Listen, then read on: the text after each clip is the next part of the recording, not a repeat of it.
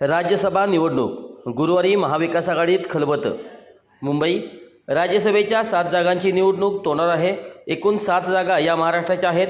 विधानसभेतील संख्याबळ पाहता महायुतीचे 6 उमेदवार राज्यसभेवर निवडून जातील, तर 1 जागा महाविकास आघाडीला मिळणार आहे।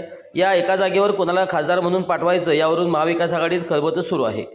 यावेळी शिवसेनेला संधी देण्यात यावी अशी आग्रही भूमिका आमदार आदित्य ठाकरे यांनी मांडली आहे। या भूमिकेवरती ते ठाम आहेत, तर शरद पवार यांनाच पुन्हा एकदा राज्यसभेत पाठवावे अशी भूमिका काही नेत्यांची आहे। त्यामुळे त्यांचं नावही चर्चेत आहे। एकीकडे आदित्य ठाकरे ही जागा आपल्या पक्षाला मिळावी यासाठी आग्रही असतानाच आता शरद पवारांच्या पक्षाचे प्रदेशाध्यक्ष शशिकांत शिंदे यांनी मोठं वक्तव्य केलं आहे। त्यामुळे अनेकांच्या भुवया उंचावल्या आहेत।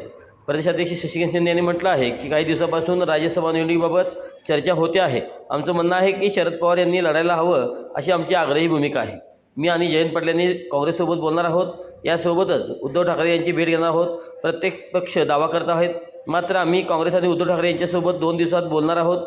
बारामती पोटनिवडणूक लढायची की नाही याबाबत देखील आमची महाविकास आघाडीच्या बैठकीत चर्चा होईल। तर राज्यसभेसाठी शरद पवारांचं नाव पुढे आल्यानंतर पुढे कोण येईल असं वाटत आहे, असं वक्तव्य शिंदे यांनी केलं आहे।